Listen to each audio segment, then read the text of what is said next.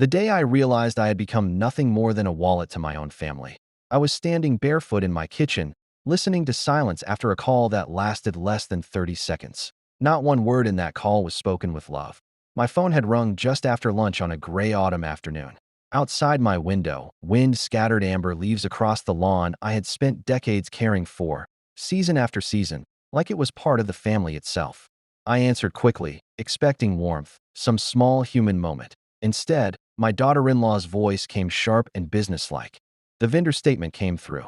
Did you review it? No greeting. No pause. No kindness. I said yes. Good. It has to be settled before the week ends. Then the line went dead. That was it. I stood there for a long time, staring at the old wooden fence at the edge of the yard, the one my wife and I built together on a bright Saturday 30 years ago.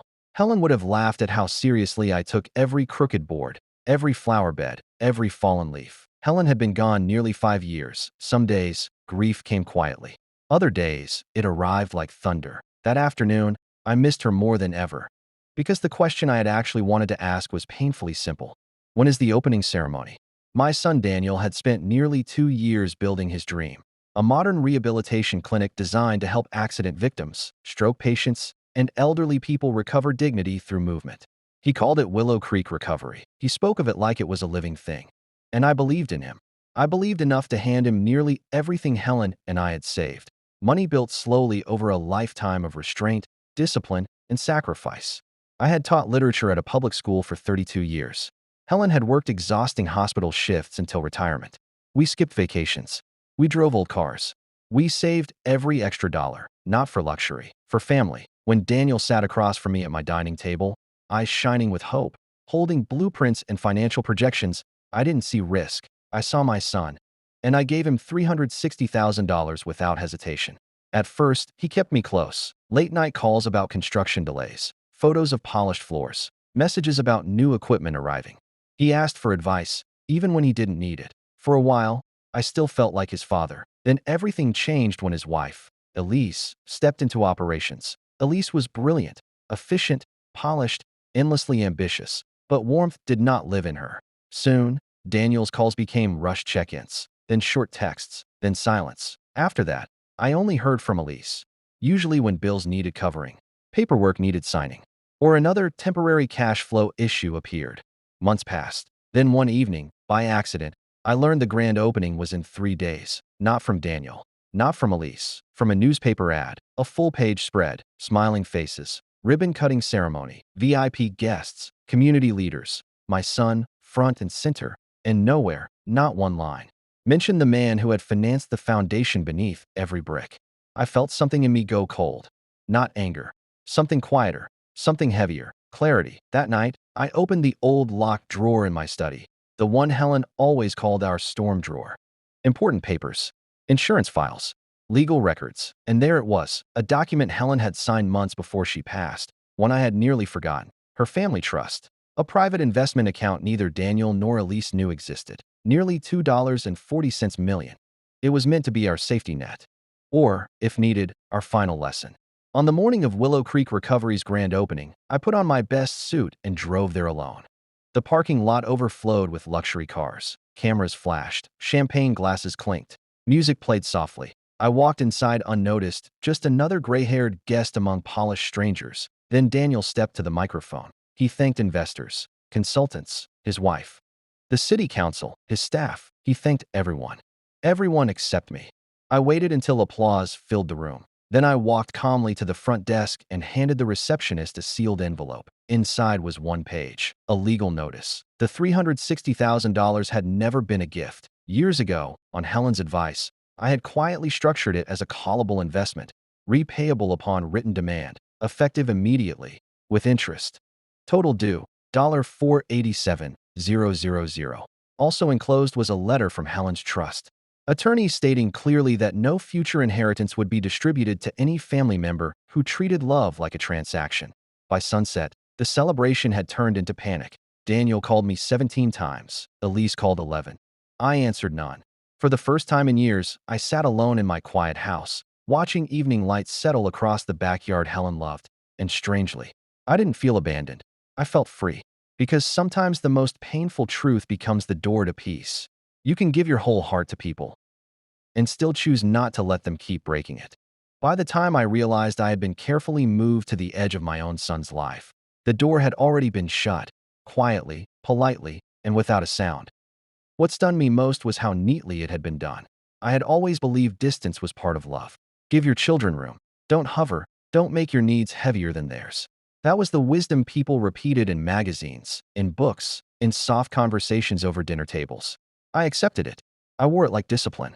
But space, given freely, is one thing. Being deliberately left behind is another. The first crack appeared in something small, a bill, not a conversation, not an invitation. A bill. My daughter-in-law called one gray afternoon and skipped every human courtesy that usually begins a family conversation.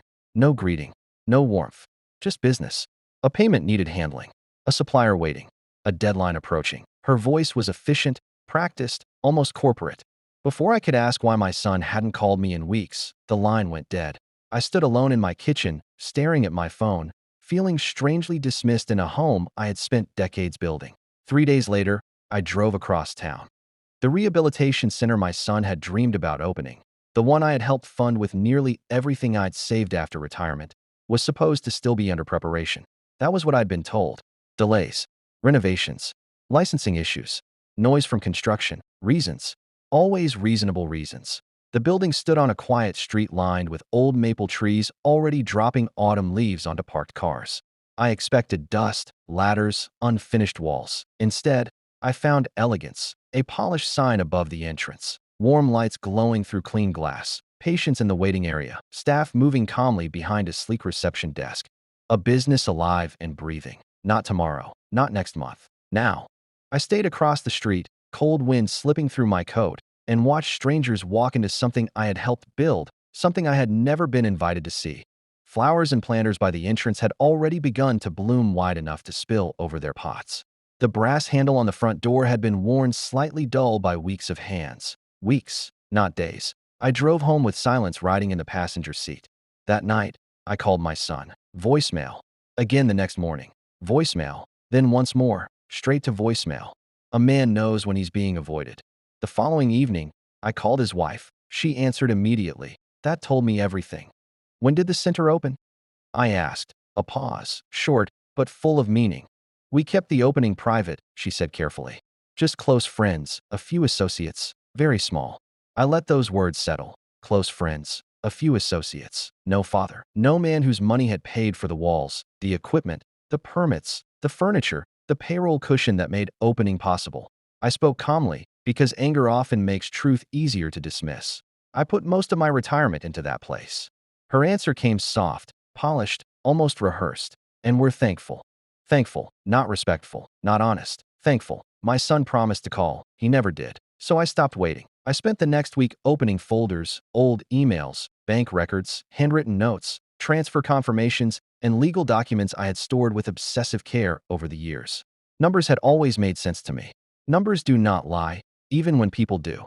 Piece by piece, the picture sharpened. There had never been a gift. That's what I had been led to believe. A father helping his son begin something meaningful. But buried in the original paperwork was language added at my lawyer's insistence years ago, wording I barely remembered signing. My contribution had been recorded not as a gift, but as secured equity, 49% ownership, voting rights, financial oversight, and one clause, simple and devastating. If the operating partners became unreachable for more than 30 consecutive days regarding governance matters, controlling authority could transfer temporarily to the silent equity holder, me. My son hadn't just ignored me. He had ignored me on paper for over a month. The following Monday, I walked through the clinic doors for the first time, not as an unwanted father, but as the legal owner of nearly half the business. Staff greeted me warmly, mistaking me for an investor visiting from out of town. In a way, I was. Then I saw the framed photograph hanging in the hallway. My son and his wife at the private opening, smiling wide, cutting a ribbon in front of cameras. Standing beside them was another older man. Her father, holding ceremonial scissors, honored like a patriarch. In that instant, the truth became brutally clear. I hadn't been forgotten. I had been replaced. That afternoon, I made one signature. Accounts froze pending review. Authority shifted. Meetings were scheduled. And for the first time in months, my son called me, 5 times in 1 hour. I watched the phone ring on the table until it went silent. Then I made tea, sat by the window, and smiled at the strange peace that comes when a man finally understands his value, especially after everyone else tried to convince him he had none. I realized my family hadn't simply left me out. They had built an entire world around my money and hoped I would never look closely enough to see it. And the most painful part was this: the betrayal wore the face of my own son. At first, I ignored the uneasy feeling sitting in my chest. I told myself age makes a man suspicious. I told myself distance between generations creates misunderstandings. I told myself that trust meant not asking too many questions. But numbers do not care about comfort, and truth has a way of surfacing in silence. Months earlier, when my son Daniel came to me with his dream of opening a rehabilitation clinic, he spoke with such conviction that I could almost see the future shining in his eyes. He said it wasn't just a business, it was purpose, legacy, something meaningful. His wife, Elise, sat beside him, smiling softly, adding careful words about community, service, and family building something together. I offered to have a lawyer draft proper investment papers. Daniel looked wounded, as though I had insulted him. "Why make this formal?" he asked. "You're my father." That sentence landed exactly where it was meant to, deep enough to make me ashamed for being cautious. So I wrote the check, a large one. No contracts, no protections, only a trail of messages promising transparency, regular updates, and my place as a quiet partner who would always be informed when major decisions were made. Then the clinic opened. I learned about it from photographs online. A ribbon-cutting ceremony, champagne glasses raised, smiling faces, speeches, my son standing proudly in a tailored suit. I was not invited, not even told. Still, I stayed quiet. Then Elise began sending invoices, never greetings, never conversation. Only payment requests dressed up as urgent business matters. Equipment replacement, marketing campaigns, operational costs. More money, always more money. Something about the expenses felt wrong. Small inconsistencies at first, then larger ones. A recurring management fee paid monthly to a private company I had never heard of. Vague service descriptions with surprisingly large amounts. Consulting charges with no explanation attached. Money flowing out steadily, like water disappearing into dark ground. I spent 30 years teaching mathematics. Patterns are language to me. Numbers tell stories people try very hard to hide. And these numbers were screaming. I called Victor, an old friend who had spent most of his life in commercial law before retiring to a quiet lakeside town. We met in a weathered cafe overlooking gray water and winter boats tied motionless at the docks. He read every page in silence. When he finally looked up, his expression had changed, not shock, recognition. "Find out who owns that consulting company," he said. Nothing more. Just that? So I did. I hired an independent financial investigator, a sharp-eyed widow named Marianne who worked quietly, efficiently, and with the cold patience of someone who had seen too much dishonesty to be surprised anymore.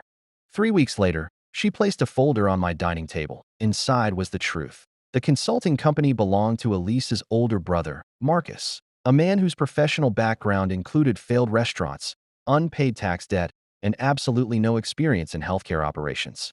Yet every month, nearly $3,000 had been paid to him from clinic funds. Month after month, over $30,000 gone. My money. The clinic's money, Daniel's future, and that was only one thread. There were inflated renovation costs tied to Elise's cousin's construction firm, marketing contracts awarded to her college friend, reimbursements with missing receipts, quiet little leaks everywhere, draining the business from the inside, while smiling family photos painted a different picture.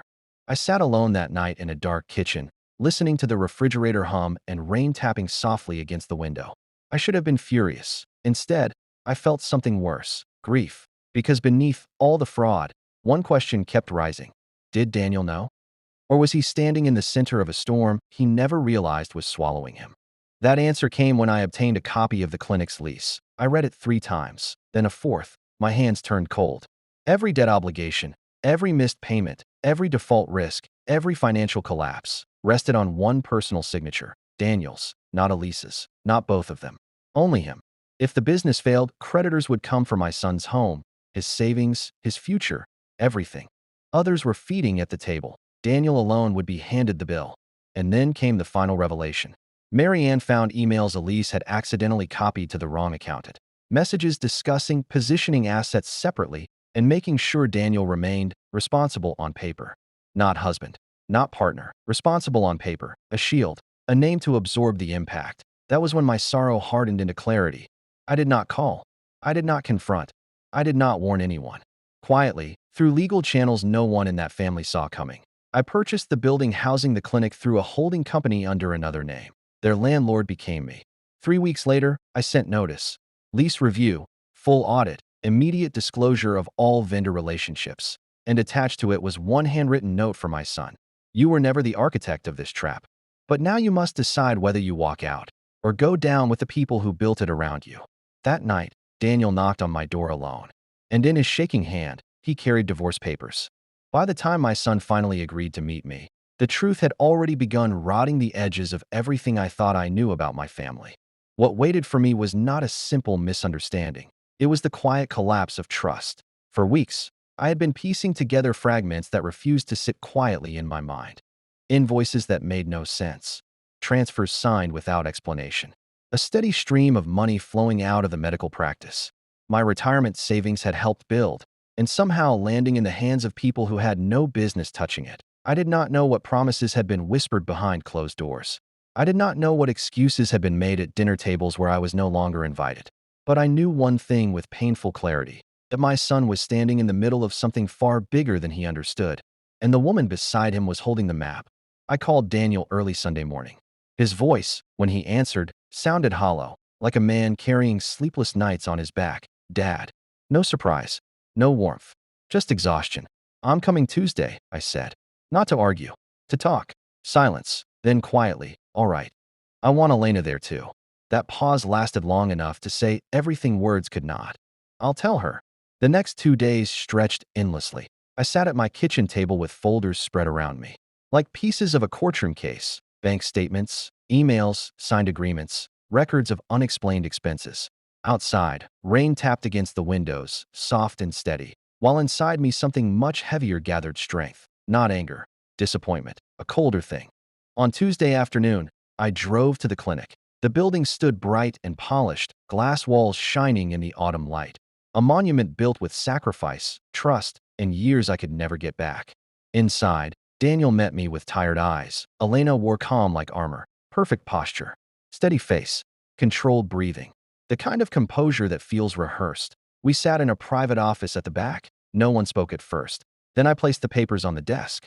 We need honesty today, I said, nothing more. For nearly 2 hours, truths collided. Elena explained the payments as operational support, claiming her brother's company had provided strategic consulting, vendor management, startup logistics. Words polished smooth enough to sound reasonable. Daniel looked stunned. He admitted he had approved expenses broadly, trusting details would be handled responsibly.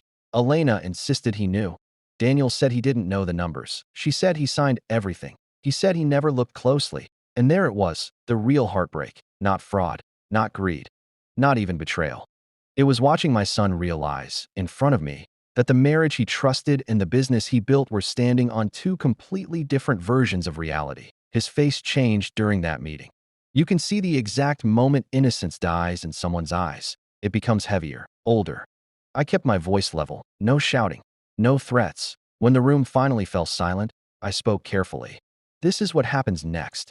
Every dollar is documented, every payment explained, and whatever was wrongly taken is returned. Daniel lowered his head.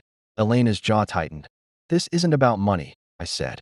It's about whether truth still lives in this family. I stood to leave. Daniel followed me outside. Cold wind moved through the parking lot, carrying dry leaves across the pavement. He shoved trembling hands into his coat pockets.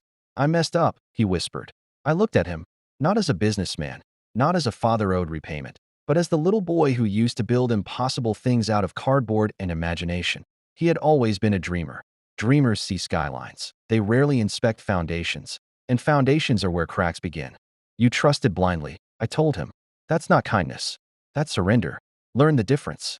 He nodded, eyes shining. I drove home under a darkening sky, headlights stretching endlessly ahead of me. Days later, a thick envelope arrived. Inside was a complete financial breakdown. Hidden fees, inflated contracts, consulting payments routed through Elena's brother's firm. Total, $41,600. Attached was a repayment schedule. Monthly installments over 2 years, carefully structured, professionally prepared. It looked neat, clean, responsible. But tucked in the final pages was something no one expected me to notice. A transfer dated 3 weeks before our meeting. A large payment sent not to her brother, but to a private account in Elena's name. And beneath it, one note in small print. Relocation reserve. She hadn't been protecting the clinic. She had been preparing an exit. By the time Daniel learned that truth, Elena was already gone. Not just from the business, from the marriage, from the life they built. And my son came to understand the hardest lesson of his life. Sometimes the person standing closest to your dream is the one quietly building a door to escape with pieces of it. The call that changed everything came on a cold winter night. 3 words from my son that I had waited years to hear. Dad, I was wrong. I stood in my quiet kitchen with that sentence hanging in the air, heavier than any silence that had come before it. For months, maybe longer, I had been living with a strange ache I could not fully name. It was not anger. It was not betrayal exactly. It was the slow, hollow feeling of watching yourself become invisible in a story you helped build. Years earlier, when my son Elias dreamed of opening a rehabilitation clinic, I gave him everything I could, not just money, though there was plenty of that. Savings built over decades. Retirement plans rewritten overnight. The kind of sacrifice a parent makes quietly, believing love is strongest when it asks for nothing in return. But money was never the true cost. The true cost was trust. At first, I was included in every conversation. Blueprints were spread across my dining table. Budgets were discussed over coffee. My opinion mattered. My voice carried weight. Then, little by little, the doors began closing. Meetings happened without me. Decisions were made without a call. Invoices appeared only when bills were overdue. Whenever I asked questions, I was made to feel old-fashioned, difficult, controlling. And the worst part was this. I started believing it. I told myself I was being sensitive, that young people built things differently, that maybe fathers had to learn when to step back. But something inside me stayed restless. One evening, after reviewing financial records that had been carefully kept from me, I found spending that made no sense. Lavish office renovations, expensive consulting fees, money moving in directions no one could clearly explain. I didn't shout. I didn't accuse. I simply drew a line. I told Elias that if my support remained in that business, every major expense moving forward would need my written approval. No exceptions. The room on the other end of that phone went quiet. His wife, Lena, agreed with clipped politeness that sounded more like surrender than acceptance. And for the first time in years, I felt something unfamiliar. Not power, peace. What followed was not dramatic. No slammed doors. No explosive confrontations. Just truth, arriving slowly. Elias began calling me on Sunday evenings. At first, the conversations were awkward. Careful words, long pauses, both of us stepping around old wounds like broken glass. Then honesty began replacing pride. He admitted the clinic had nearly failed in its first year. He admitted he had hidden the struggles because shame felt easier than asking for help. He admitted that the arguments at home, the tension, the financial chaos, the pressure, had begun long before I ever questioned anything. And quietly, almost like a child again, he said something that broke my heart. I thought if you saw me struggling, you'd think I was weak. I sat in darkness after that call, staring at my reflection in the window. How had my son spent years believing failure would cost him my respect? Had I taught him strength so fiercely that he mistook vulnerability for weakness? I called him back. I told him success never impressed me nearly as much as honesty. I told him I could stand beside him through failure, debt, fear, embarrassment, through all of it, but I could not stand beside silence. Then I said the thing I should have said years earlier. You never needed to prove yourself to me. You only needed to trust me. A week before Christmas, he invited me to dinner at the clinic. Not a celebration, not a ceremony, just dinner. I almost said no.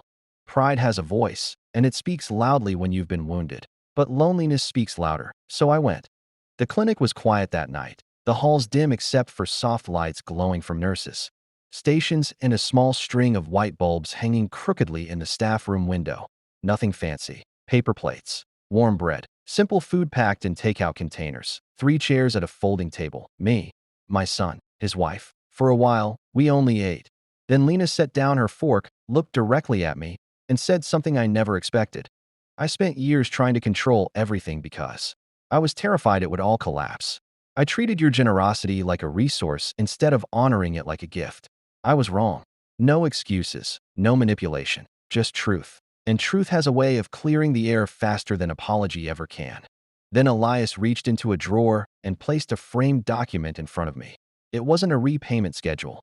It wasn't a contract. It was a plaque mounted in walnut wood. At the top, engraved in silver, were the words, "Foundation built by Jonathan Hale. Not through money, but through faith." Beneath it was a photograph I had never seen. Me and Elias, 25 years earlier, standing in our garage beside a cardboard model hospital he had built for a school project. On the back, in childish handwriting, were words he had written as a boy. "Point one day, I'll build a real one. Dad says if I build it honestly, people will come to heal." That was the twist life handed me. I thought I had invested in a building. I had actually planted something far earlier, in a child's imagination, in his character, in the quiet lessons he carried even when he drifted away. The clinic stands today, stronger than ever. The monthly repayments still come.